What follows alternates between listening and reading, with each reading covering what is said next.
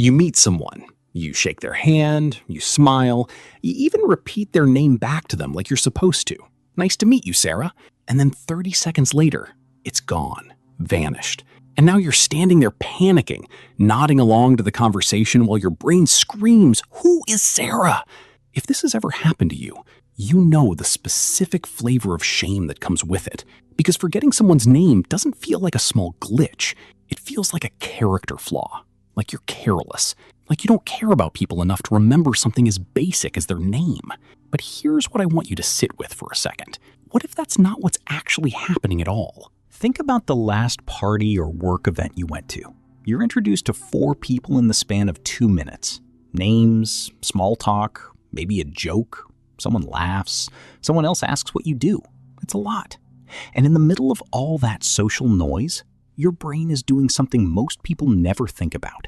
It's trying to keep you safe, keep the conversation flowing, and read the room all at the same time.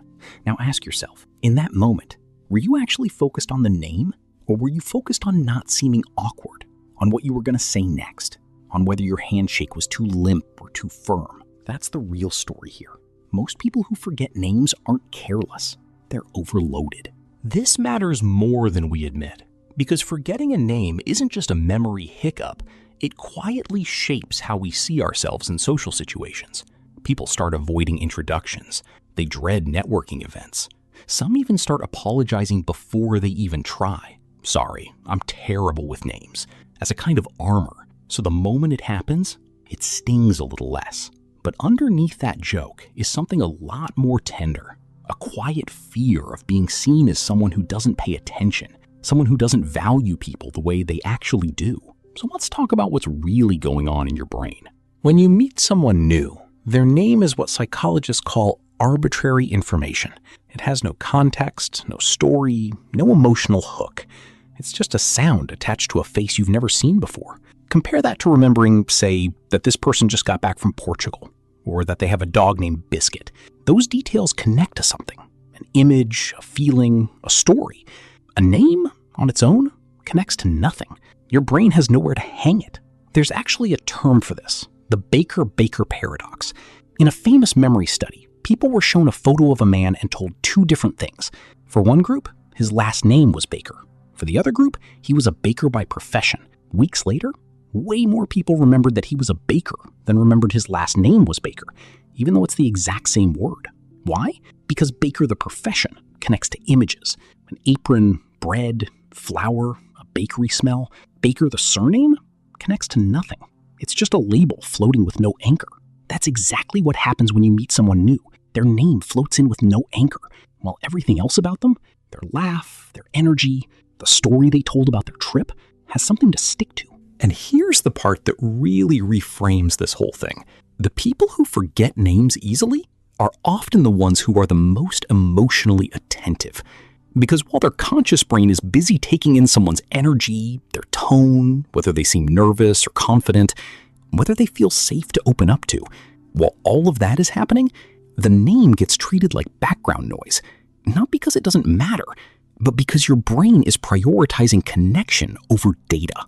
Real quick, before we go on, if that explanation just made something click for you, that's exactly what this channel is for. Hit subscribe if you want more of these.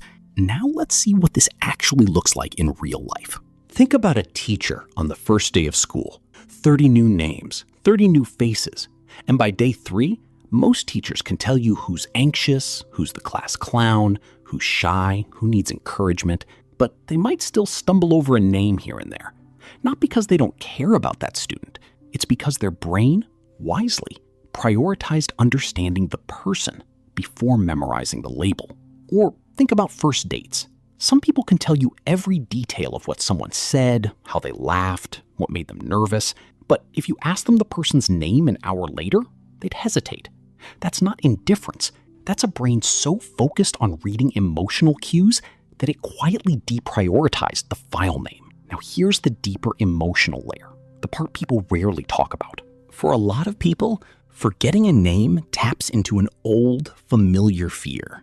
The fear of not being enough, of being seen as someone who doesn't try hard enough, doesn't care enough, isn't good with people. And if you grew up in an environment where mistakes were met with criticism rather than patience, this fear can get amplified. A tiny memory slip stops being just a slip. It becomes proof in your mind of something bigger. See, I really am careless. I really don't pay attention. But that internal story is almost always harsher than the truth. Forgetting a name in a fast, overstimulating moment isn't evidence of not caring. It's evidence of a brain trying to process 10 things at once and choosing connection over cataloging. Here's what most people misunderstand about this whole thing.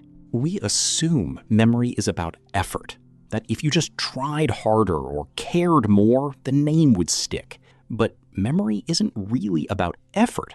It's about encoding. And encoding requires calm, focus, and repetition, 3 things that are almost impossible to access in the middle of a nervous, fast-paced introduction. You can care deeply about someone and still forget their name, because caring and encoding are 2 completely different mental processes. One is emotional, the other is mechanical. This is why some of the most thoughtful, emotionally intelligent people you know are also the ones who say, "I'm sorry, what was your name again?" 3 times in one conversation. It's not a contradiction. It's actually kind of the opposite. So what actually helps? Gently, without turning this into a to-do list.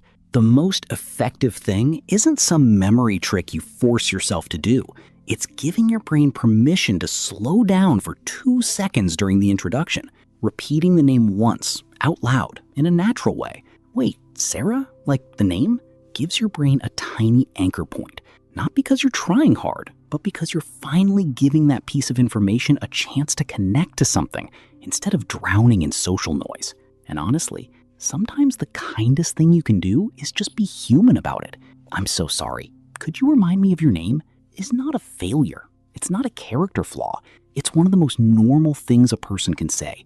And most people appreciate the honesty far more than they'd ever admit. Here's the realization I want you to walk away with. Forgetting someone's name was never proof that you don't care. If anything, it might be proof of the opposite, that in that moment, some part of you was too busy noticing them, their energy, their story, the way they made you feel, to file away a label. Names are just sounds. Connection is the thing that actually stays. And maybe the real skill isn't memorizing every name you hear. Maybe it's noticing how easily you tune into people in the first place. So the next time you forget someone's name and that old wave of shame starts creeping in, pause for a second. Ask yourself what you did remember. Chances are, it's something that matters a lot more than a name ever could. And that, quietly, says more about who you are than any name ever will.